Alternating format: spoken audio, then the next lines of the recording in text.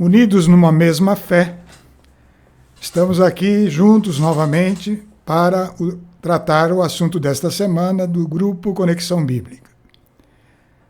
Estamos encaminhando no estudo das parábolas do reino, e hoje essas parábolas que estão na tela: o homem rico, o juiz iníquo, o fariseu, o publicano, o rico e o Lázaro. O assunto parece extenso, mas ele é tem muitas interfaces, né? Ele traz sentidos que se repetem. Isso ajuda para nosso entendimento, né? Nós temos tratado dessas parábolas há algum tempo com o propósito de quê? Propósito de conhecer aquilo que Jesus deixou, e de uma maneira totalmente sui generis, né? Através de exemplos, coisas que permitem você tirar conclusões a partir de algo paralelo, natural, né? De coisas mais extraordinárias. E isso nos ajuda a ir tendo essa visão de coisas importantes para o reino, né? Mas fazemos isso sempre com o mesmo sistema, que é a partir da palavra de Deus, que é rica em si mesma, com o auxílio do Espírito Santo, tirando as conclusões. Isso é uma coisa que cada cristão precisa estar fazendo, né? E nós estamos procurando exercitar isso juntos, né? Nesses temas todos. Então, vamos fazer a nossa interligação com o Espírito de Deus por meio da oração, para dar início nos temas de hoje, colocando-nos na presença de Deus, em nome do Pai, do Filho e do Espírito Santo. Amém. Senhor, te louvamos e te agradecemos. Louvamos pela vida, Senhor, que está em nós, e não é apenas esta vida neste mundo, louvamos pela vida eterna que nos destes em Cristo Jesus.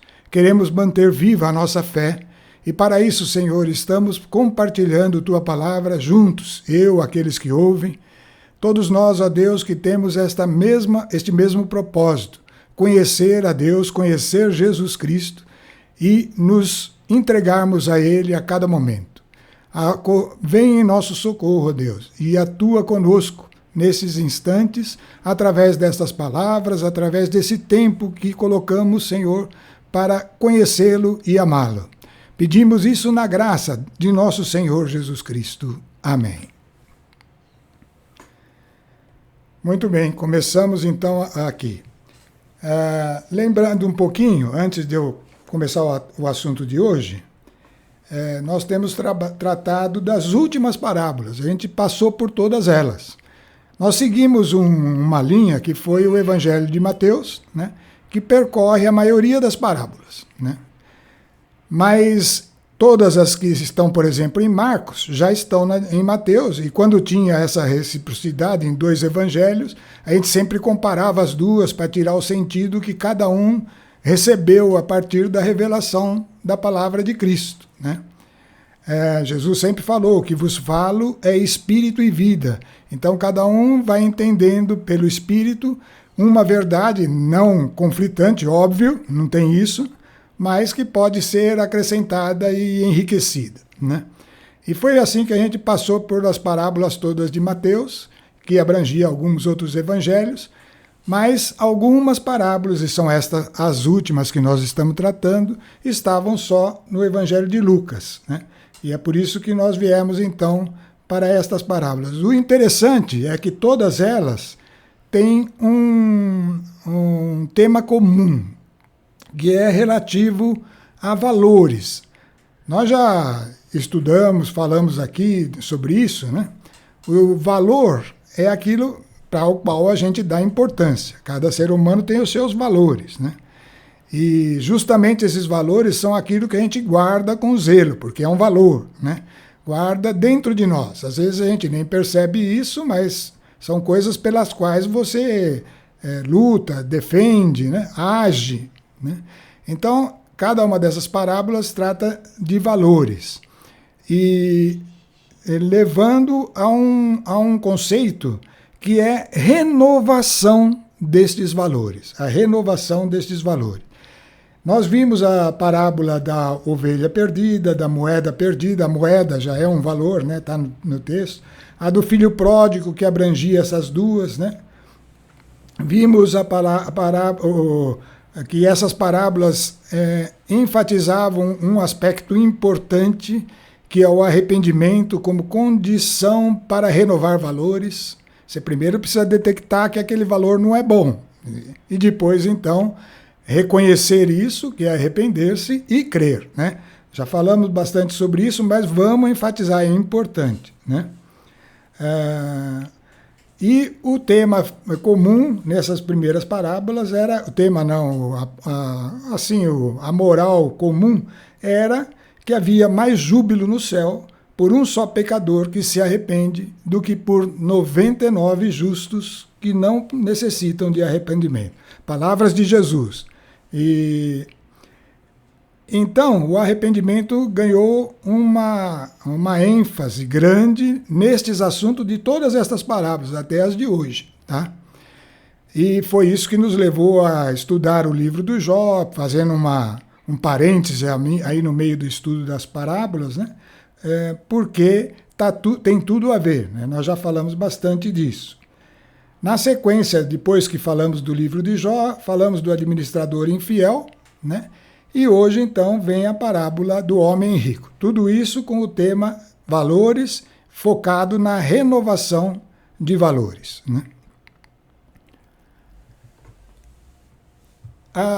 Fazendo uma recapitulação do finzinho da parábola do homem rico, que nós já tratamos na semana passada, né? Vamos recapitular esse finzinho porque ele vai ele abrange bem o contexto todo da parábola, né? E é uma frase, começamos aí na tela com uma frase que Jesus disse. Nesta noite, só lembrando rapidamente, a parábola era do homem rico, era aquele que tinha muitas riquezas, tinha armazenado já muito dessa riqueza, mas agora estava no momento de abundância. Tinha produzido mais do que podia armazenar e ele estava contente, conseguiu uma solução para aquilo que estava excedendo, que estava sobrando, que era fartura. Construir novos lugares para armazenar, né? E a partir daí, então, entrar numa paz, numa tranquilidade por muitos anos, né? E aí Jesus coloca, então, essa frase, como vinda da parte de Deus: nesta noite ainda exigirão de ti a tua alma. Ou seja, aquele homem que estava ali tão empolgado com aquela riqueza, tinha achado uma solução para fazer uma reserva enorme dela, para por muitos anos estar se regalando da riqueza, estar vivendo em tranquilidade, como ele imaginava. Naquela mesma noite, por outras razões, ele perderia a sua vida, né? E aí a gente vai entender um pouco mais do que é esse perder a vida. Já falamos disso, mas estamos recapitulando. Perder a vida não necessariamente, na historinha da parábola, sim, ele ia morrer naquela noite e a riqueza dele ia ficar para alguém, mas ia perder sentido para ele, né? No entanto, ela é mais do que isso, né? Eu estou falando perder a vida, na verdade tem um sentido, mesmo que a pessoa tenha tomado essa disposição de viver a riqueza do mundo com tanta ênfase, né? E com tanta satisfação, e ainda que ele tenha envelhecido ainda nesse mundo, mas assim mesmo vale a palavra de Jesus: exigirão de ti a tua alma. Assim acontece com o homem que entesoura para si mesmo e não é rico para Deus, tá? Então vamos entender o que ele está dizendo nessa frase.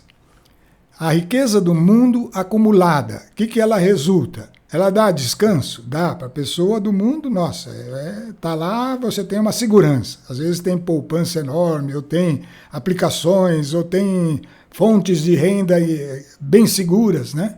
Então a pessoa está no descanso. Dá satisfação também, pode comprar aquilo que gosta, fazer as coisas que mais admira, né? E todas as regalias, né? Sempre fazendo da melhor forma, da melhor maneira. Tudo isso é verdade. A riqueza do mundo acaba proporcionando. Mas está restrita aos limites do corpo, né?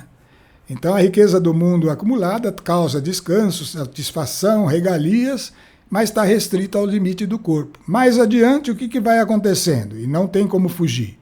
A deterioração do corpo, o esmorecimento em vários aspectos e, no fim, a morte, né? Então, isso é o que proporciona a riqueza do mundo acumulada, né? Mesmo que envelheça rico, esse caminho não tem como fugir.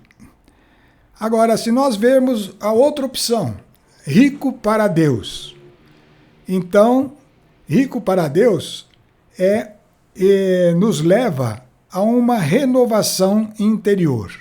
Já não é mais algo exterior, não é algo visível, né? É uma renovação interior. Mas até quando? Também não é por um tempo limitado. Eu vou afirmar, de modo crescente, algo que vai sendo crescente, sem limite, e que se estende para a eternidade.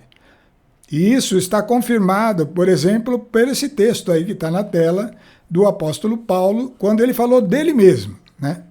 E ele estava dando exemplo para a igreja dos Coríntios, né, na segunda carta, e disse assim: é por isso que não desfalecemos, ainda que exteriormente, aí é o corpo, tá? Ainda que exteriormente se desconjunte nosso homem exterior, aquele que nós vemos e tocamos, né, o nosso corpo, nosso interior renova-se de dia para dia. A nossa presente tribulação, as agitações daqui deste mundo, os desvios, os tropeços, os acertos, tudo, a nossa presente tribulação momentânea e ligeira nos proporciona, quando a gente está nesse aspecto de guardar dentro de nós essa renovação, né? Nos proporciona um peso eterno, por isso que tem a eternidade aí, de glória incomensurável. Por quê? Porque não miramos, não temos por objetivo as coisas que se veem, aquilo que é palpável, se vê, mas sim as que não se veem. E aí a conclusão, pois as coisas que se veem são temporais e as que não se veem são eternas. Então você vê qual é o que está reservado e o que é a obra de Jesus Cristo para aqueles que a acolhem, né?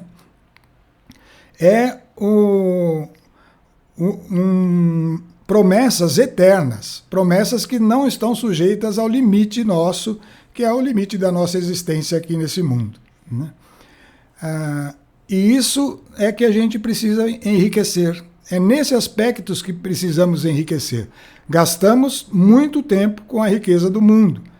O cristão tem que ir aos pouquinhos, com firmeza e determinação, que nós vamos ver hoje, tem muitos textos sobre isso, se desligando disso, não porque não vai estar nesse meio, mas vai estar totalmente independente daquilo, não depende mais daquilo.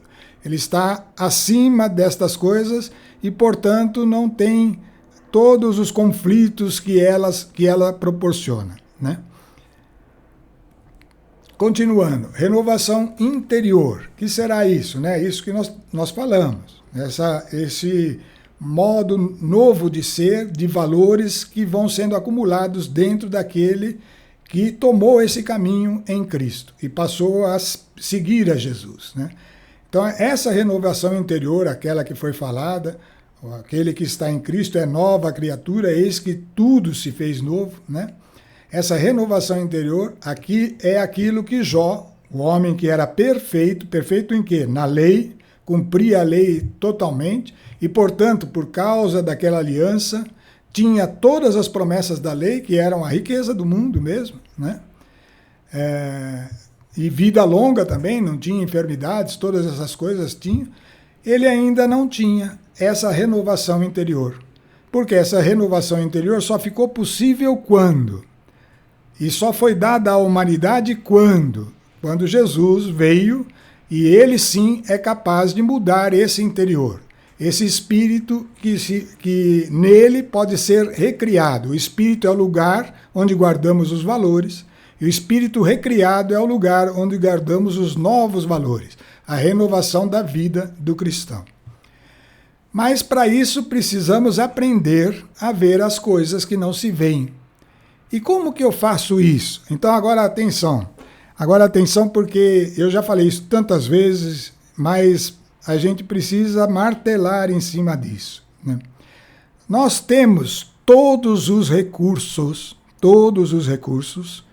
para viver essa renovação. Temos todos eles, né? E precisamos conhecer isso, precisamos ter firmeza nisso, porque senão a gente nunca vai trilhar. Os apelos do mundo são muito grandes, estão à nossa volta a todo momento. Todo momento tem algo que te chama atenção, ou algo que te traz apreensão, ou algo que te traz um desejo, né? Tudo isso está acontecendo à nossa volta. Mas a gente precisa ter uma consciência muito grande destas coisas que não se veem, aprendendo a ver essas coisas. E para fazer isso, como, né? É a pergunta. Então, o primeiro passo, tomando a palavra de Deus como alimento diário.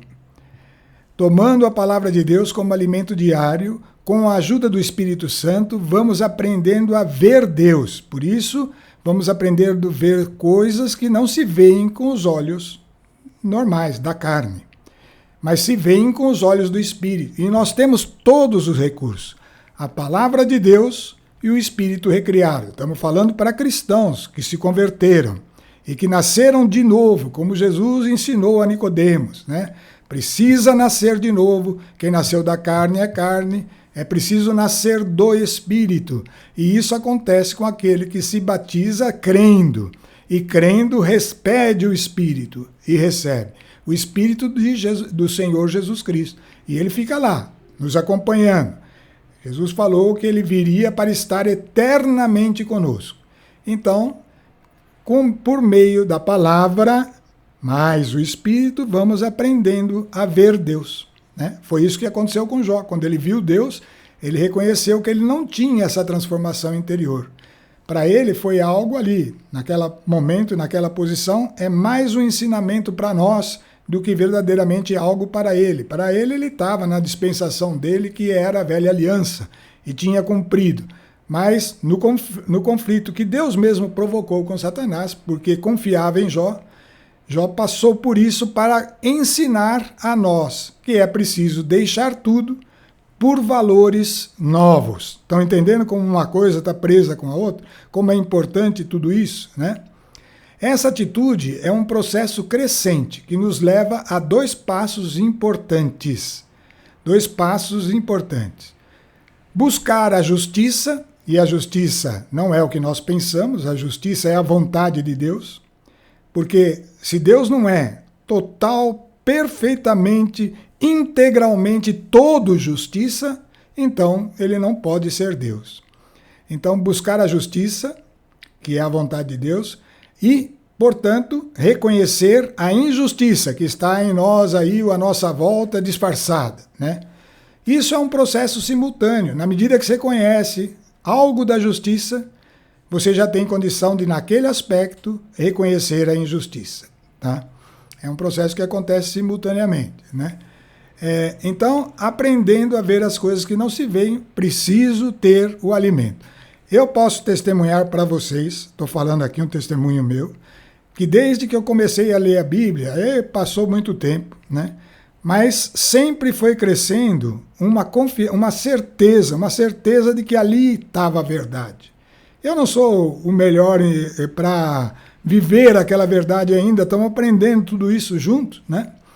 Mas que ali está a verdade hoje, não existe mais nenhuma dúvida, não tem como ter dúvida, as coisas vão se encaixando tão perfeitamente, eu estou te estimulando a tomar essa decisão. Porque a gente ouve pregações, ouve coisas, mas nunca é como ir direto ao alimento. Lembra, Jesus fez isso de uma maneira enfática, quando ele deu como uma prova de que nem só de pão vive o homem, mas de toda a palavra que sai da boca de Deus, como prova disso, ele deu a própria carne como alimento na Eucaristia, né? Para que a gente tivesse a visão material de algo que tem que entrar dentro de nós, tem que fazer parte de nós. E é lógico que isso vale para o corpo, no sacramento da Eucaristia, mas vale também para a alma, na palavra, no verbo, na Bíblia, que é um livro que ainda está à disposição de todos, e é um único lugar onde concentra toda a verdade, né? Tem os problemas de tradução, isso, aquilo, mas não se preocupe. Continue firme na palavra, que isso vai ser um processo crescente. E daí nós vamos estar conhecendo o que é a justiça verdadeira e reconhecendo aquilo que aparece justiça, mas é injustiça. E vamos então tratar desse processo, desses 2 passos, né? Nós falamos aí atrás, né? Leva a essa atitude, quando a gente toma essa atitude, é um processo crescente, não precisa ser de uma vez só, é óbvio, mas na medida que vamos perseverando, nos leva a 2 passos importantes. Vamos ver. Primeiro passo é o que está explicado na passagem de Lucas, capítulo 18, de 1 a 8, que é a parábola de hoje aí do juiz iníquo, né? A parábola do juiz iníquo. Vamos entender isso. Lucas 18. Propôs-lhe Jesus uma parábola para mostrar que é necessário orar sempre, sem jamais deixar de fazê-lo. Guarda isso, tem aqui a oração. A oração é um elemento importante nessa engrenagem toda, tá? Que vai nos levar à renovação. Então ele está ensinando através dessa parábola que é necessário orar sempre. Então tem que ler a palavra, tem que buscar a revelação do Espírito e somar a isso a oração. Orar sempre sem jamais deixar de fazê-lo. E qual é o exemplo que ele dá? Havia aí é parábola, tá? É uma historinha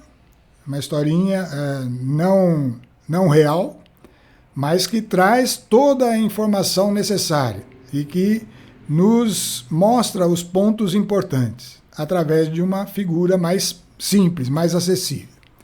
Havia em certa cidade um juiz que não temia a Deus, nem respeitava pessoa alguma. Então era um juiz, esse é o título da parábola, juiz iníquo, tá? Não respeitava. A gente conhece alguns juízes assim, mas não vamos falar disso aqui. A cidade é um juiz que não temia a Deus, nem respeitava pessoa alguma. Na mesma cidade vivia também uma viúva, que tinha com frequência, que vinha com frequência à sua presença, a presença do juiz, para dizer-lhe: faz-me justiça contra o meu adversário. Então ela está sofrendo alguma injustiça da parte de alguém e ela ia justo no juiz que poderia socorrê-la, né? E fazia isso com frequência, vinha com frequência. Ele, porém, por muito tempo não quis. Lembra, ele não era um juiz muito dedicado, né? Por fim, refletiu consigo: não temo a Deus, nem respeito os homens. Todavia, porque esta viúva me importuna, far-lhe-ei justiça, senão ela não cessará de me molestar. Aí está com o traço embaixo. Não cessará de me molestar. Palavras importantes. Então, palavras importantes aí. Saber que é necessário orar sempre. Então, aquela frequência da viúva ali junto ao juiz tem algo a ver com a oração, né? Ela insistiu nisso e era um modo de molestar, de fustigar aquela situação para resolvê-la, tá? Então, visto isso, vamos na continuação da parábola. Primeiro vamos explicar o sentido contido no termo viúva, né? Se a gente refletir um pouquinho, a gente começa a descobrir coisas por meio do Espírito Santo, né? Tem aquela passagem que fala que a verdadeira religião, foi Tiago que disse, é visitar os órfãos e os órfãos e as viúvas nas suas necessidades. Esse órfão e viúva não necessariamente é a condição que nós conhecemos, tá? Mas é mais do que isso. Então, o sentido contido no termo viúva é 2 pontos. O seguinte: o cristão cujo esposo parece não existir. Isso é um bom número dos cristãos. Eu não sei se posso dizer que é a maioria, tá? É o cristão, o convertido, portanto, cujo esposo parece não existir.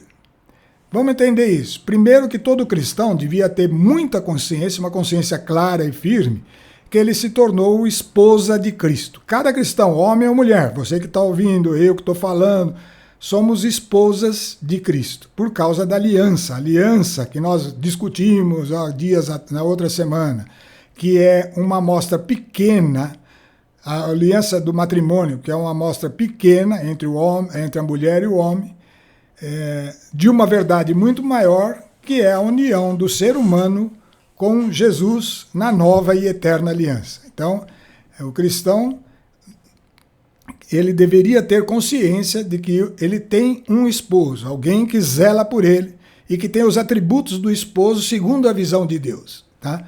Então, o cristão cujo esposo parece não existir.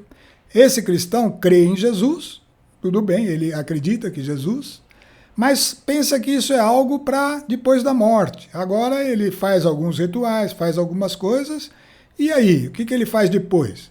Durante a vida, no mundo, procura agir por uma justiça própria. Aquilo que ele acha. O velho e conhecido eu acho. Eu acho que é assim, eu acho que é de outro jeito, eu penso assim, eu penso de outro jeito. Então, durante a vida do mundo, ele procura agir desta forma. Agora você já está entendendo por que eu disse que é uma grande maioria dos cristãos. A pessoa fala que acredita em Jesus, e realmente acredita, né? Mas não passa disso, né? É algo que durante a vida, quando ele vai para o dia a dia, é como se não fosse. Então na verdade, o esposo dele está morto para ele, está morto. Ele é uma viúva. A viúva teria a mesma situação, né? O esposo já não está mais com ela. Ela está vivendo aqui por conta própria. E é isso que cada um que não tem essa visão da aliança com Jesus acaba vivendo também. Vai agindo por uma justiça própria. O que nós não sabemos, o que essa pessoa não sabe, é que esta aparente justiça, que ele acha que é certo, eu acho que é assim, é verdade, eu sou um cristão, então eu vou achar que é isso. Essa aparente justiça consiste em julgar situações, formar opinião e tomar atitudes pelos critérios de um juiz iníquo. Então vocês já viram de onde vai aparecer o juiz iníquo. Se você prestar atenção no texto anterior, mas vamos explicar isso primeiro, antes de voltar lá, né? Então, formar opiniões e tomar atitudes pelos critérios de um juiz iníquo, pois os valores do homem, desse cristão aí, que está sem Jesus, está por conta própria, né? Pois os valores do homem, aquilo que ele dá importância, que ele valoriza, né? Mesmo que aparentemente corretos, o eu acho está de pé, não, eu acho que é correto mesmo, né? Mesmo que aparentemente, não são os de Deus.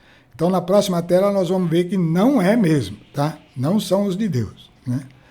Então, esses valores do homem, mesmo que aparentemente que tenham aparência de estarem corretos, não são os de Deus, tá?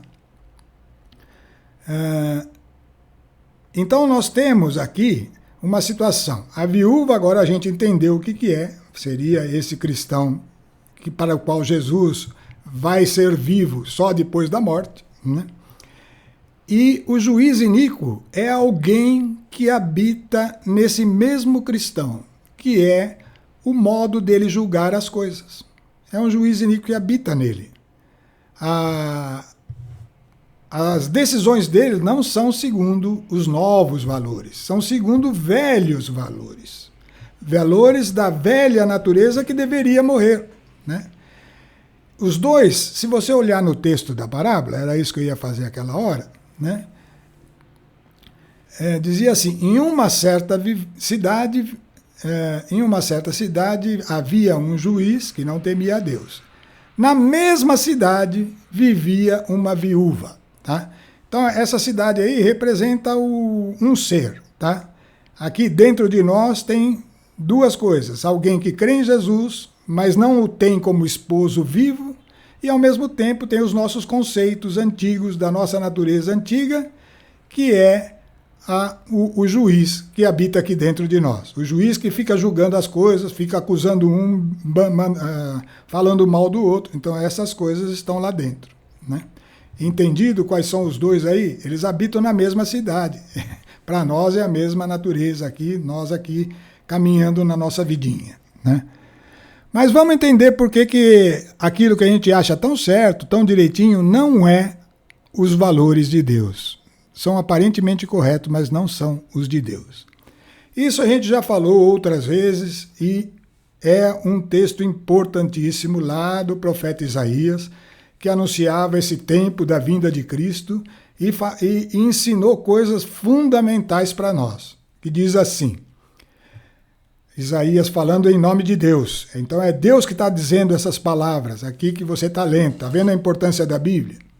Pois meus pensamentos não são os vossos, e o vosso modo de agir não é o meu, diz o Senhor, confirmando.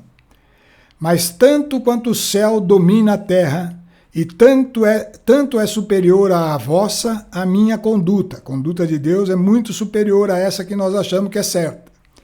E meus pensamentos ultrapassam os vossos. A que distância? A distância do céu da terra, né? Eles estão em distância muito grande, né? Os pensamentos de Deus e as atitudes de Deus não são as nossas. Tal como, mas aí vem uma frase importante que está ligada com essa parábola. Tal como a chuva e a neve caem do céu, portanto vem lá do alto, né? E para lá não voltam, sem ter regado a terra, sem a ter fecundado e feito germinar as plantas, sem dar o grão a semear e o pão a comer, assim acontece a minha palavra, olha a palavra aí de novo, que a minha boca profere. Essa palavra são para nós agora as Escrituras, né? Assim acontece com essa palavra. Não volta, então ele está falando, não volta para mim, implicitamente está aí, não volta sem ter produzido o seu efeito, sem ter executado minha vontade e cumprido sua missão. Assim como a chuva cai e a terra produz vida, a palavra de Deus, a chuva cai, mas quando ela evapora e volta para o céu, como nuvem novamente, nesse processo ela produz vida. A mesma coisa a palavra de Deus. Ela cai em nós e ela vem para dentro de nós, mas se ela voltar para Deus, ela vai produzir vida também em nós. Então, ela vai executar a vontade de Deus, que essa sim é a justiça em nós. Tá vendo? A importância da palavra. Mas como que a palavra de Deus volta para Deus? Aí a resposta está bem na frente, não tem como ter dúvidas. A palavra de Deus, que a gente recebe, que a gente acolhe no nosso estudo diário, nas nossas reflexões, na busca da revelação do Espírito, essa palavra vai crescendo, vai germinando dentro de nós, e aí ela vai voltar para Deus em oração. É esse o processo que vai nos levar a sair da condição de uma justiça do mundo para uma justiça nova, a justiça de Deus, né? Então, como a palavra de Deus volta para Deus? Pela oração. Vamos entender então a viúva da parábola. Representa o cristão que passou a alimentar-se do verbo. Então é aquele mesmo cristão, ele ainda não é transformado, se converteu, está lá, estava com aqueles problemas todos, né? Mas de repente ele começa a alimentar-se do verbo. O verbo é a palavra de Deus, que traz vida, né? Ele é alimento, aquele alimento que nós estamos falando e estimulando, precisa ter, porque é ele que dá sustento a essa nova natureza. Então, se o cristão, aquela viúva da parábola, começa a alimentar-se, o que vai acontecer com ele? Ele vai tomando consciência da importância de renovar-se. Este é aquele que não cessará de molestar. Caiu a ficha para ele sabe agora, ele sabe aonde ele deve agir, tá? Então ele não cessará de molestar, pois ele sabe que nas áreas da própria alma dele, a nossa natureza, a alma, né? A gente já falou, né? Corpo, alma e espírito, 3 partes bem distintas, mas não vou repetir para não demorar muito mais, mas a alma é o poder de decisão, é o raciocínio, é onde a gente toma as decisões, é o lugar do juiz lá, tá? Pois bem, pois ele sabe que nas áreas de sua alma em que a iniquidade foi removida, Jesus passou a ser o Senhor. E, portanto, ali, nessa área, ele é seu esposo vivo, pessoal. Esposo vivo, não está lá longe, na outra vida. Ele está agora ali. Então, naquela área, ele é o esposo vivo. E naquela área, a viúva deixou de ser viúva. Nas demais áreas, a iniquidade deve ser molestada sem cessar. Então, nós vamos aprender como é que é isso. Está lá em cima a dica, a oração, né? Muito bem. Reconhecer a iniquidade por meio da palavra de Deus e do Espírito Santo e perseverar sem cessar, como está escrito ali, molestada sem cessar, que nem a viúva fez. Perseverar sem cessar na oração é obra da nossa fé. Precisa de fé. Sem fé você não faz isso, porque acha que está falando sozinho. Não é, né? Nós temos direção. A nossa palavra, a nossa oração tem direção. É obra de fé. Ser transformado no modo de querer, que é a nossa vontade, né? Ser transformado no nosso querer, na nossa vontade, e no modo de realizar, ou seja, nas nossas ações, é obra do próprio Jesus. Então, enquanto reconhecer a iniquidade por meio da palavra de Deus, do Espírito Santo, está vendo? Os recursos estão todos aí. Embora os recursos estejam aí, reconhecer isso é obra nossa, mediante a fé, a perseverança, né?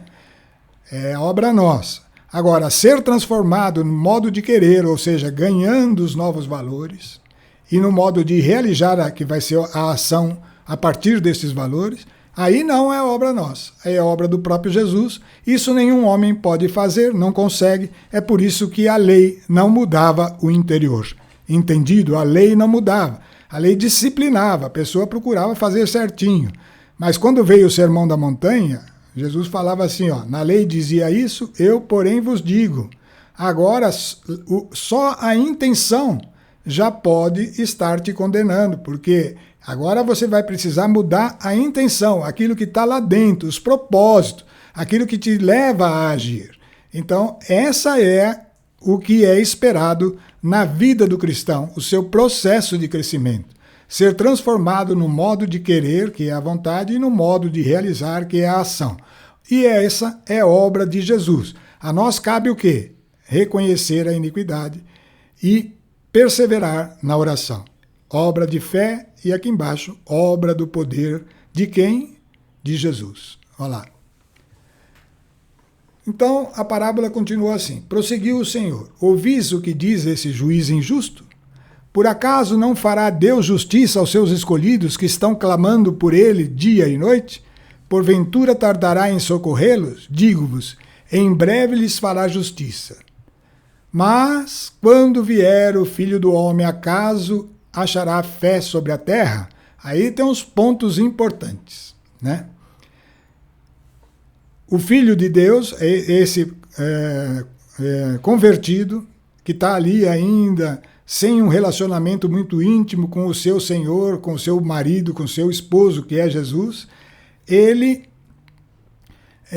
começa a ter consciência da justiça. Esse é um dos atributos do Espírito Santo, dar consciência da justiça para nós a partir da palavra. E aí você começa a orar sobre aquilo. Orar e persevera, por isso está escrito dia e noite. Você acha que Deus vai tardar em socorrê-lo? Digo-vos, não, vai ser breve.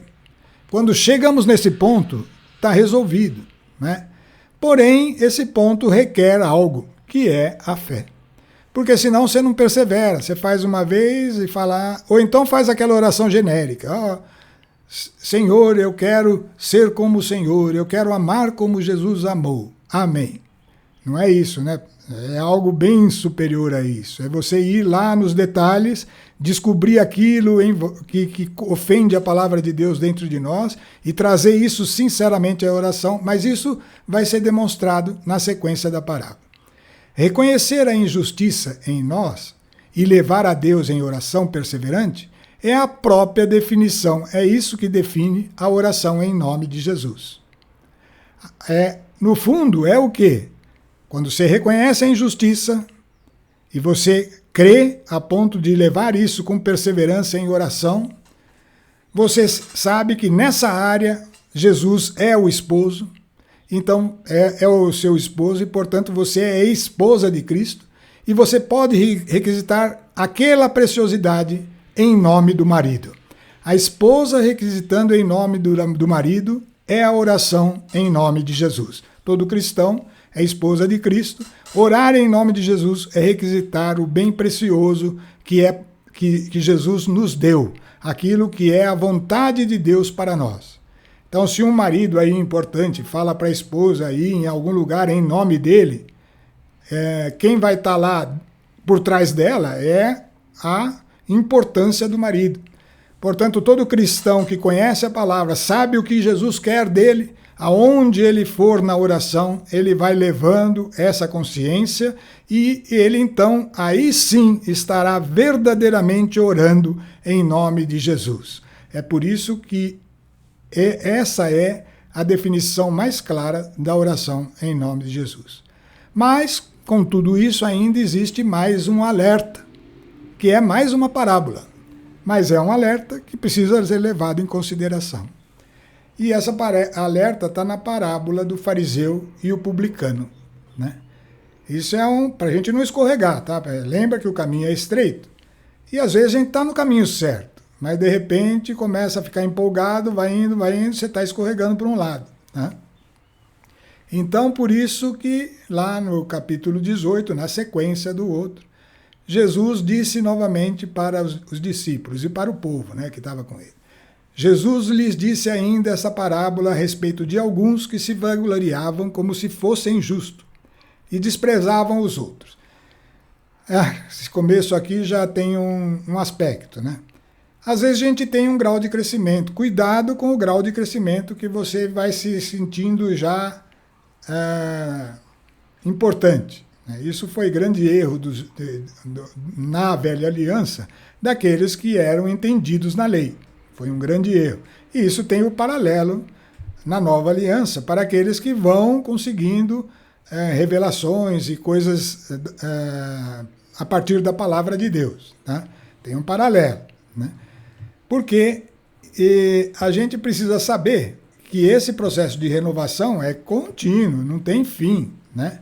E, portanto, não tem fim, porque estamos indo à perfeição. A perfeição sempre pode ser aprimorada. Para chegar na perfeição, o lugar onde nós estamos sempre tem que ser aprimorado e vai requerer novos detalhes de arrependimento, né?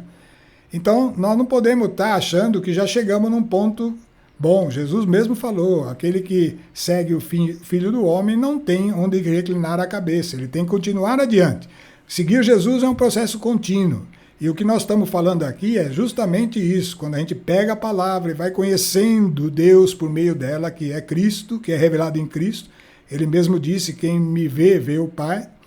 Então, quando a gente vai conhecendo isso, é um processo contínuo e que só terminaria se nós tivéssemos chegado até lá, né? E não é qualquer um que chega até lá. Paulo mesmo, que foi o apóstolo que mais evangelizou, ele mesmo disse que ele próprio reconhecia que ainda não tinha chegado à perfeição, ainda não tinha, né? Mas ele tinha uma confiança, deixar para trás tudo pelo que ele já passou e ter firme determinação em continuar adiante, em busca de suprir as áreas que ainda não estavam à luz da palavra de Deus perfeitamente. E esse é o espírito que deve nortear cada um de nós, né? Mas vamos ver o que está acontecendo na parábola aí. Subiram 2 homens ao templo para orar. Tá certo, a oração é a ferramenta importante. Um era fariseu e o outro publicano. Um conhecia a lei e estava muito contente com o estágio que ele chegou. O outro não, o outro estava muito duvidoso e com medo de estar totalmente errado. O fariseu em pé orava no seu interior desta forma: graças te dou, ó Deus, que não sou como os demais homens, ladrões, injustos, adúlteros, nem como o publicano que está ali. jejuo 2 vezes na semana e pago o dízimo de todos os meus lucros. Vocês acham que ele falou mentira? Não, ele não ia fazer uma oração para Deus falando mentira. Isso era coisas que ele fazia mesmo. O problema que ele não estava vendo era como ele estava se colocando diante dessas coisas, né? Ele estava até agradecendo a Deus por isso, certo? Mas ele estava achando que já estava num lugar muito bom. Aqui já está tranquilo. Eu já posso descansar. Está que nem o rico lá na outra riqueza, certo? Já tenho um reservatório bom aqui, né? E aí Jesus continuou. O publicano, porém, mantendo-se à distância, não ousava sequer levantar os olhos ao céu, mas batia no peito, dizendo: ó Deus, tem piedade de mim, que sou pecador. Digo-vos, este voltou para casa justificado, não o outro. Pois todo aquele que se exaltar será humilhado, e quem se humilhar será exaltado. Vocês estão vendo que é um caminho contínuo? Sempre tem que melhorar, como Paulo falava, eu prossigo decididamente, rumo ao prêmio celeste. Não tenho aonde reclinar a cabeça. Vamos em frente. É sempre um processo crescente, né? E nós temos que sempre estar procurando. E ao procurar áreas em nós que tem que ser renovadas, nós estamos falando de renovação, né? Então, a hora que detectamos, então ir para a oração humildemente, arrependendo-nos daquilo e crendo, porque é assim que vamos conseguir. E isso é um processo que é feito através da oração. Bom, reconhecimento do erro precisa ser específico e genuíno, tá? Precisa ser verdade, eu tenho que ter detectado aquilo, tenho que saber. Eu não posso fazer aquela oração genérica que eu falei. Não adianta falar, ó Deus, tira todo o mal de dentro de mim. Isso é para quem não está conhecendo a verdade. E nunca vai ter. Se ele não sabe o que vai ser tirado dentro dele, Deus não pode nem fazer, porque estaria interferindo na vontade dele. Ele precisa saber o que é um processo, precisa ser específico e genuíno. Por isso precisa conhecer a palavra. E saber que naquele aspecto você realmente precisa ser mudado. E a frase é aquela que nós conhecemos, que já foi enfatizada aqui nos nossos estudos. Há mais alegria no céu por um só pecador. E quando você reconhece, naquele fato você é o pecador, mas é o pecador que se arrepende. Então, há mais alegria no céu por um só pecador que se arrepende do que por 99 justos que não precisam de arrependimento. Um alerta mesmo isso. Há muitos cristãos que frequentam a igreja, fazem isso, aquilo, são viúvas, né, porque esperam Jesus lá na frente e nunca se preocuparam. Nunca se preocuparam porque olha para os outros e falam, nossa, eu estou muito melhor que aqueles outros. Eu vou na igreja, eu faço a minha rezinha diária e faz uma série de regras que são até menores do que a lei exigia no passado, pensando que já estão dentro da nova aliança, né? A nova aliança é um processo de vida, né? Tem que ser uma entrega realmente contínua, né? Então, esses daí tem dificuldade de entrar naquele processo de vencer a iniquidade dentro de si mesmo. Aquele juiz iníquo continua atuando e continua insistindo em estar lá presente. Reconhecer, continuando aí, reconhecer o que não somos e perseverar na oração em nome de Jesus, aquela que nós definimos, que é pedir aquilo que Ele quer de nós. Esse é o nosso trabalho para a renovação. Jesus quer em nós a justiça implantada em nós, a vontade dele. Para isso, ele vai dar recursos inestimáveis, né? Mas reconhecer o que deve ser mudado é um trabalho nosso. Novo querer e novo fazer. Em Filipenses, Paulo exortou os filipenses, a igreja, a fazer isso. Assim, meus caríssimos, vós que sempre fostes obedientes, trabalhai na vossa salvação com temor e tremor, não só quando eu estava entre vós, muito mais agora na minha ausência, porque é Deus quem, segundo o seu beneplácito, realiza em vós o querer e o executar. Então, a obra é de Deus, mas nós é que vamos levar a Ele aquele aspecto de trabalho, reconhecer os nossos erros, as nossas dificuldades, reconhecê-los claramente, de modo genuíno e perseverante na oração, específico e perseverante, até que aquilo seja eliminado pela força de quem? Pela força do nome de Jesus, que nós vamos ver que foi dado a nós para isso. A oração em nome de Jesus. Olha que beleza. João 14:10 diz o seguinte. Aí, esse é o momento em que Jesus estava falando com os discípulos antes de ir para a cruz. São os textos João 13, 14, 15, 16, 17, esses capítulos. A conversa mais extraordinária de Jesus com os homens e mais importante para todos nós. E lá no capítulo 14, versículo 10 em diante, diz assim: Não credes que estou no Pai e que o Pai está em mim? As palavras que vos digo, não as digo de mim mesmo, mas o Pai que permanece em mim é que realiza as suas próprias obras. E nós somos chamados a isso também, tá? Jesus tem que começar a permanecer em nós, para que nós realizemos as obras dele, que foram de antemão preparadas para que nós as realizássemos, tá? Então, Jesus estava falando que isso era assim com ele. Em verdade vos digo, aquele que crê em mim, fará também as obras que faço, dessa forma, e fará ainda maiores do que esta, porque vou para junto do Pai. E aí ele dá o recurso inestimável, que ninguém pode dispensar, que é tudo para nós, porque nos leva a ser como Jesus é.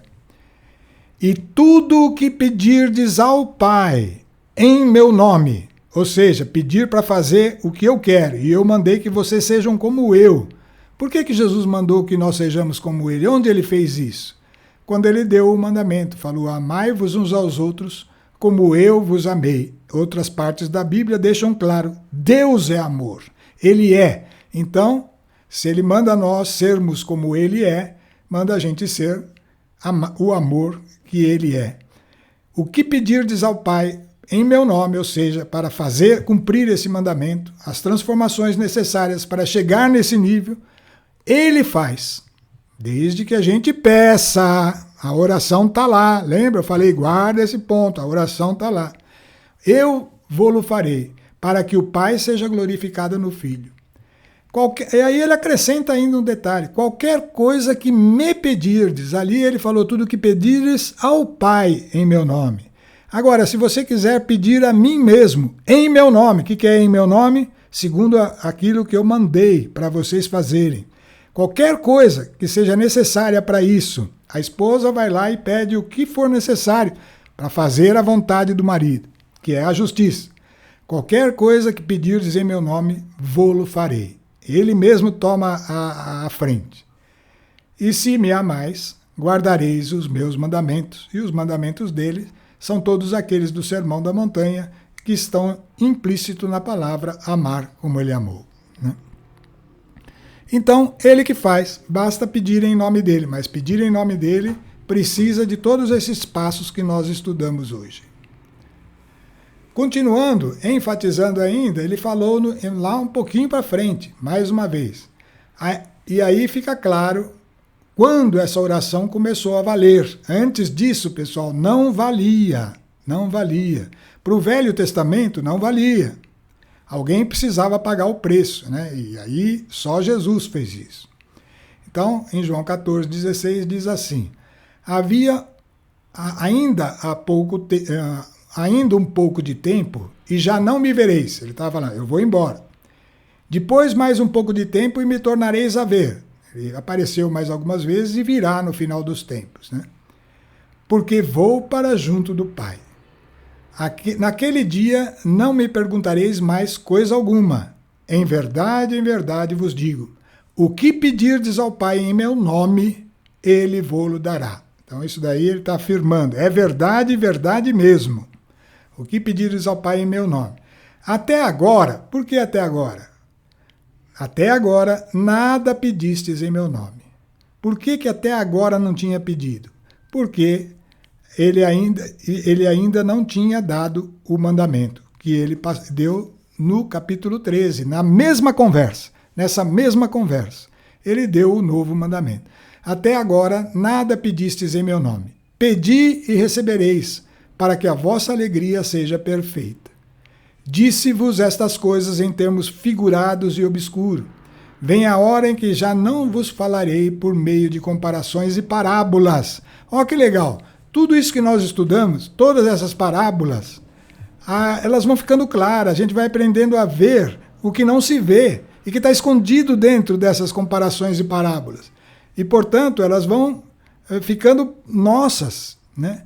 Vem a hora em que não vos falarei por meio de comparações e parábolas, mas falarei abertamente a respeito do Pai.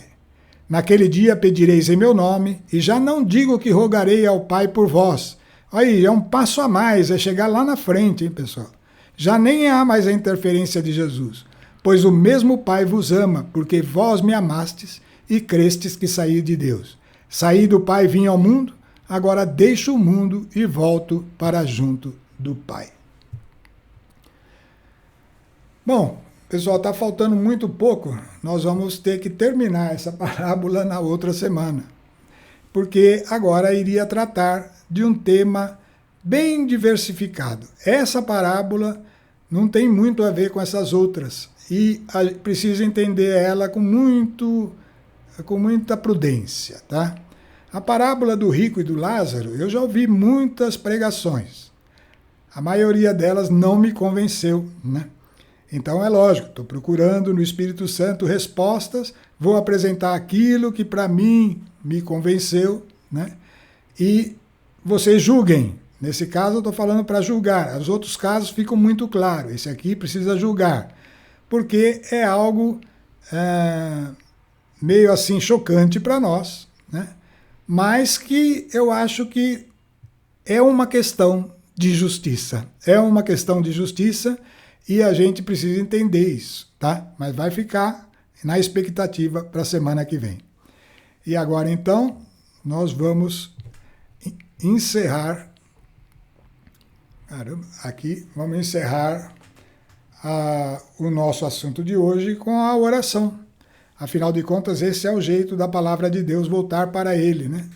Então, nos colocamos novamente na presença de Deus, em nome do Pai, do Filho e do Espírito Santo. E pedimos a Ele, Senhor, que esta palavra que foi revelada a nós pelo Teu Espírito e que foi aí, Senhor, propagada para aqueles que ouviram, que ela, Senhor, produza conforme o Senhor disse. Venha até nós como a chuva, Senhor, e suba novamente para Ti como oração de cada um de nós. E juntos, nessa oração deste momento, pedindo, Senhor, que nos ajude na nossa perseverança, na leitura da palavra, em reconhecer a Tua vontade, em saber que o Teu mandamento é cumprir a vontade de Jesus. Tudo isso vai se conscientizando cada vez mais dentro de nós e nós possamos perseverar e estar sem cessar na vossa presença, em nome de nosso Senhor Jesus Cristo. Amém.